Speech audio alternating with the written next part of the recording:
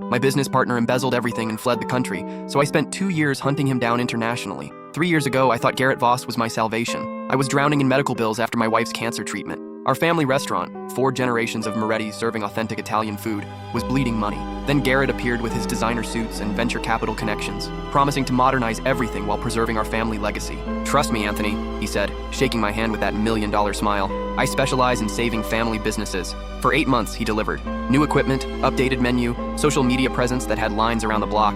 Revenue tripled. I finally felt hope again. That's when my wife noticed the discrepancies. "The numbers don't add up," she said, spreading receipts across our kitchen table. "We're serving more customers than ever, but profits are flat." I defended Garrett. He'd saved us when banks wouldn't even return my calls, but she kept digging. The morning everything unraveled started normally. I arrived at the restaurant to prep for lunch service. The locks were changed. A notice on the door read, "Closed by order of the IRS." My phone buzzed. 17 missed calls from my bank. Our business accounts were empty, not just low, completely drained. $2 million gone. Garrett's phone went straight to voicemail. I drove to his downtown office. The building manager said he'd vacated 3 days ago, paid the lease termination in cash, and left no forwarding address. That night, I found the hidden files on our shared computer. Shell companies, forged invoices, phantom employees. He'd been systematically stealing since month 2. The restaurant's success had been an elaborate cover while he siphoned everything through fake vendors and inflated expenses. The FBI agent was sympathetic but blunt. White-collar criminals who flee internationally rarely get caught. The money's probably in offshore accounts by now. My wife held my hand as I stared at the bankruptcy papers. "We'll rebuild,"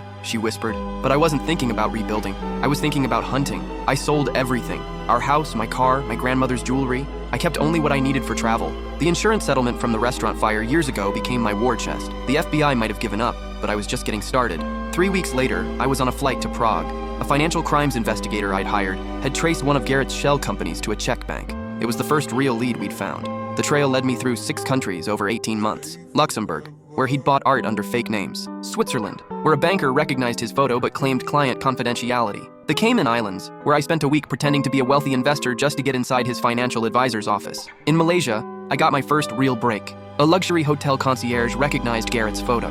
"Mr. Kane," he said, using one of Garrett's aliases. "He stayed here for 3 months last year. Big tipper. Always paid cash." Kane had rented a yacht, thrown lavish parties, and apparently fallen in love with a local art dealer named Priya. The concierge gave me her gallery's address. Priya was cautious at first, but when I showed her evidence of what Garrett had done, her expression changed. "He told me he was a successful restaurant owner from America," she said quietly. "He bought 12 pieces from me, paid cash every time." She paused, studying my face. "He's supposed to return next month. He always comes back for the monsoon season." I couldn't fit what happens next in this short video. Watch the rest down below.